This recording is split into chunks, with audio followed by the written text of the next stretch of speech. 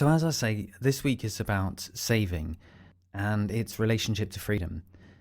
It occurs to me that when you look at the sort of traditional career path that many people take, there is a kind of wage slavery that people experience where, as their career progresses, their incomes rise and their expenses rise in lockstep with their income. In fact, often their expenses rise faster than their income and they go into debt.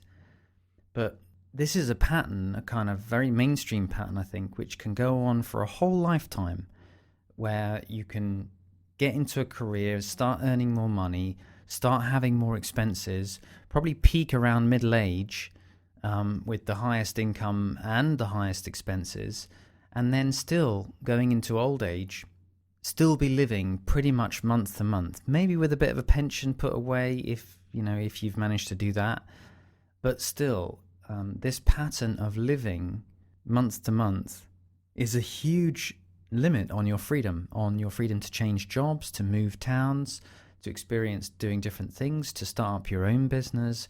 And just not having savings is a real limit on the options that you have in life. So I thought it'd be interesting to talk about saving.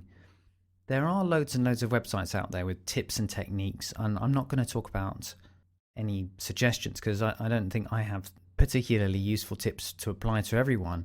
I would like to talk about different ways of thinking about saving, how I thought about it, and what my experience was. So here's one way of thinking about it.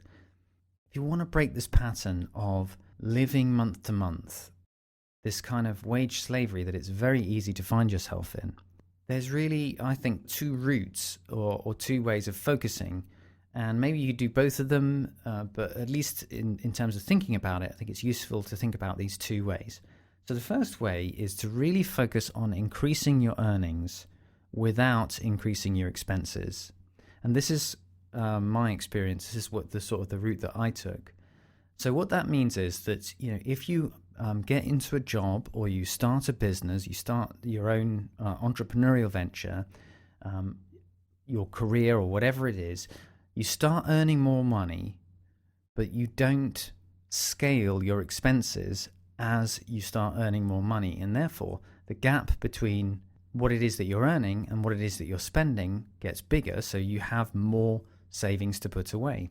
And the difficulty with that is that as your job progresses, typically you do take on more and more expenses.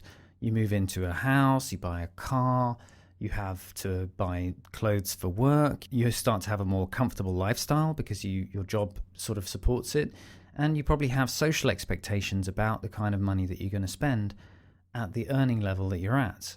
And in fact, I think those are all really important pressures on spending more money. So that's one way, and I'll talk a bit more about that because that's sort of the way that I chose.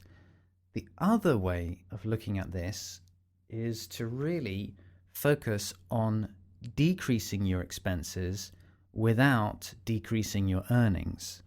So, if you are already at a certain point in your career, you might think about how you can change your lifestyle to significantly reduce your cost of living.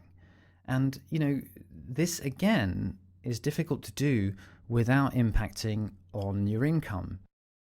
So, for example, one thing you could do is to say, right, I'm going to move to a really low-cost country. Maybe it's going to be India or somewhere in South America or Central America or something like that. And by doing this, I'm going to massively reduce my cost of living. So I'm going to have far cheaper accommodation and food's going to be cheaper and so on. And so all of my expenses are going to be much lower.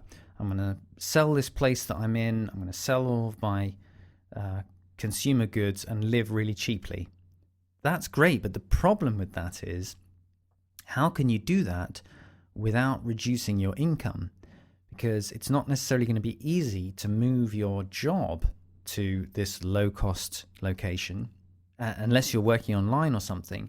So the question is, what kind of income are you going to be earning in this location? And are you going to also significantly lower your income? And that applies even if you don't move countries, even if you just move from your town where you're currently located, which is expensive, to a much cheaper town in your own country, that again could have implications on what kind of work you can get and what your level of income would be. So that's the other route, which is to focus on decreasing your expenses without decreasing your earnings.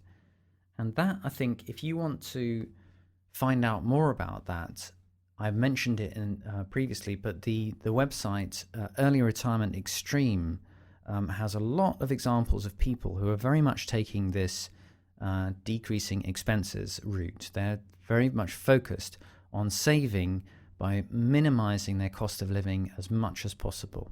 And I would strongly suggest that that's an interesting way of looking at it. If you're interested in that path, by all means, check out that website.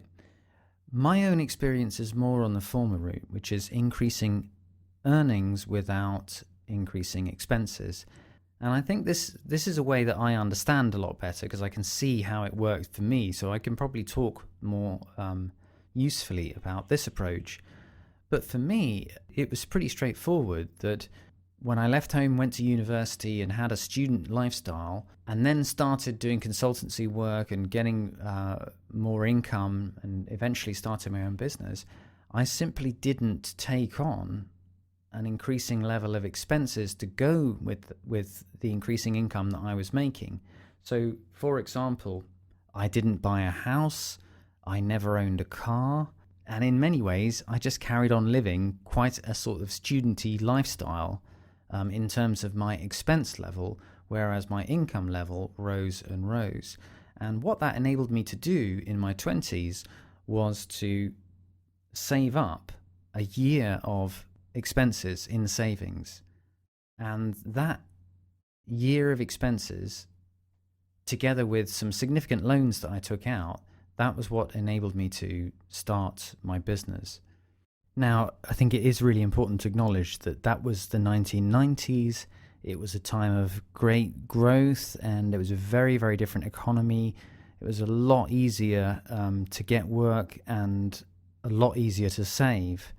So it is different now. We're in the Great Recession or Depression, and it's much, much harder. And I don't mean to imply at all that this is just an easy thing to do, especially in today's circumstances. And I think, it depends what kind of work you do and the field that you're in, but there's definitely a very, very well-trodden path, a clear path that people have where they get into work, they get into increasing their earnings on their career path, and their expenses just gradually climb and climb and climb, so that they may be earning more, but they're just spending more as well. So they're just not making those savings. My own experience was that I didn't really care about things like owning a car or owning a home. I was really interested in freedom and in the opportunity